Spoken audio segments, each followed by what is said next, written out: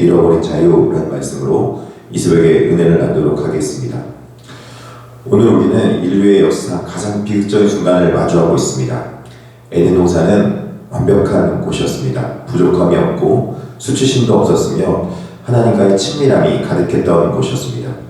그러나 오늘 본문에 그 완벽했던 평화와 화평이 깨어지게 되었습니다. 어떻게 그렇게 되었습니까? 바로 죄로 인하여서 그렇게 된 것입니다. 죄는 단순히 나쁜 행동만을 하는 것은 아닙니다. 죄는 하나님께서 세우신 질서를 거부하고 생명의 근원으로부터 스스로 끊어지는 것을 말하고 있는 것입니다. 오늘 말씀을 통해서 죄가 어떻게 우리의 내면을 파괴하고 관계를 깨뜨리는지, 우리가 어떻게 회복해야 되는 것인지 함께 나눠보도록 하겠습니다. 첫 번째, 죄는 경계를 무시하는 것부터 시작합니다. 창세기 3장 1절에 3절입니다. 하나님께서는 인간에게 에덴의 모든 것을 누릴 자유를 주셨습니다. 그러나 단 하나, 선악을 알게 하는 나무만큼은 금지하신 것입니다. 많은 사람들이 궁금해합니다. 왜 하나님은 굳이 그 나무를 만드셔서 인간을 시험하게 하셨을까? 라는 것입니다. 선악과는 인간을 올가매는 덫이 아니라 창조주와 피조물의 경계를 알려주는 사랑의 장치였습니다. 이 나무는 아담과 하와가 에덴을 지날 때마다 나는 이 동산의 주인이 아니다, 진짜 주인은 하나님이시다, 나는 그분의 다스림 안에 있을 때 가장 안전하다는 사실을 기억하게 하는 표지판 같은 표지였습니다. 그 경계 안에 거할 때 인간은 진정으로 자유롭고 인간다울 수 있었던 것입니다. 하나님과 뱀은 이 경계를 공격하기 시작합니다. 창세기 3장 1절에 하나님이 참으로 너에게 동산 모든 나무의 열매를 먹지 말라 하시더냐, 이렇게 질문하면서 시작합니다. 사탄은 하나님의 풍성한 자유, 허용함을 축소시키고 단 하나의 금지만을 부각시켜서 하나님을 옹졸한 분으로 왜곡하기 시작하는 것입니다. 그리고 하와는 이 교묘한 질문 앞에서 흔들리기 시작합니다. 하나님의 말씀에 만지지도 말라라는 말씀을 덧붙이고 죽을까 하노라 하는 말씀을 통해서 하나님께서 반드시 죽으리라는 단호한 경고를 모호한 추측으로 바꿔버리는 것입니다. 여러분, 우리 삶에도 하나님께서 정해주신 거룩한 경계들이 있습니다. 우리들의 각자 맡아야 할 직분과 주의 성수, 11조, 결혼생활, 정절 등은 우리를 구속하는 것이 아니라 우리가 피조물임을 인정하게 해주는 하나님께 세워주신 질서이며 경계라는 것입니다. 이 질서를 무시하고 나의 욕망대로 넘어서는 순간 우리는 자유를 얻는 것이 아니라 죄의 노예가 되는 것입니다. 죄는 우리 삶 속에서 눈에 보이게, 눈에 확 띄게 들어오지 않습니다. 어느덧 이 정도는 해도 되겠지, 이 정도는 해도 될까? 아마 이 정도는 해도 아무 일 없을 거야. 모호하게 처음에 들어오기 시작해서, 그리고 단호한 경고를 우리의 일순간에 하나님의 경계를 다 무너뜨리고 질서를 어지럽히는 것입니다. 하나님께서는 우리가 피조물이고 하나님의 창조주이심을 분명하게 말씀을 통해서 경계를 지어놓으시며 그 경계를 유지하며 질서를 지킬 것을 말씀해 주신 것입니다. 죄는 말씀보다 욕망을 신뢰할 때 바로 들어오게 되는 것이죠. 우리 마음속에 있던 그 욕망을 사탄은 활용을 해서 자꾸 우리가 하나님의 그 경계와 말씀 안에 있었던 들어와 있어야 되는 우리의 모습을 무너뜨리게 된다는 것입니다. 이제 경계가 흐려지자 뱀은 본격적으로 하나님의 말씀을 정면으로 반복하기 시작합니다. 창세기 3장 4절부터 6절입니다.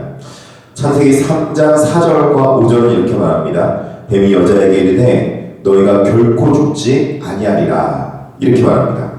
하나님의 말씀에는 분명히 반드시 죽으리라 말씀하셨는데 처음에는 모호하게 이 하와가 죽을까 하노라 라는 그 모호하게 하나님 말씀을 왜곡시켰고, 그 왜곡시킨 틈을 바로 틈타고 들어와서 결코 죽지 않는다, 하나님이 지금 너에게 거짓말한 거야, 너가 지금 흔들리고 있잖아 라고 말하고 있는 것이죠.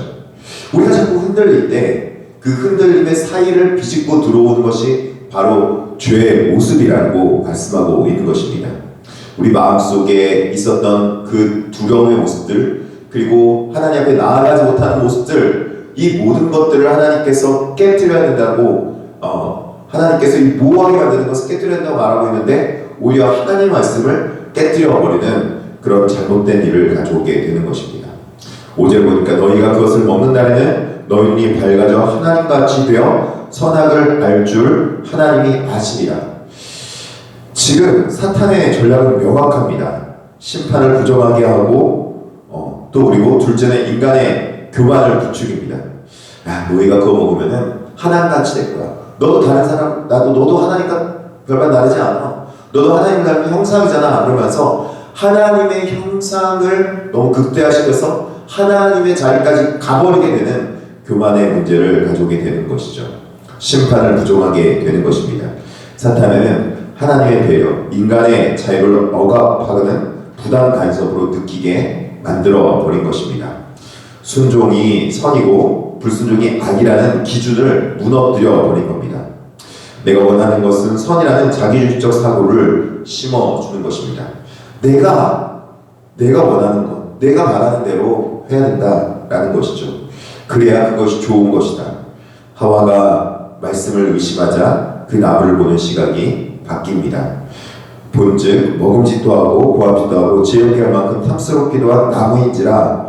이전에는 순종의 대상이었던 말씀이 사라지자 그 자리에 욕망과 정욕과 안목의 정욕이 들어차기 시작했습니다.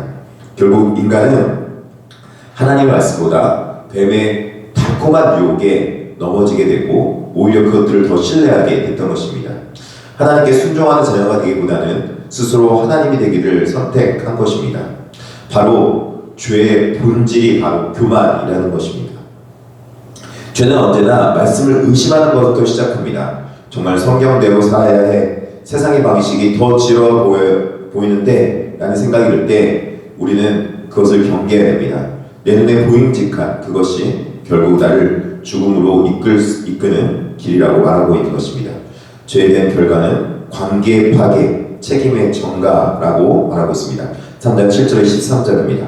죄를 지은 직후 그들에게 찾아온 것은 약속된 하나님 같은 지혜가 아니라 수치심과 두려움이었습니다.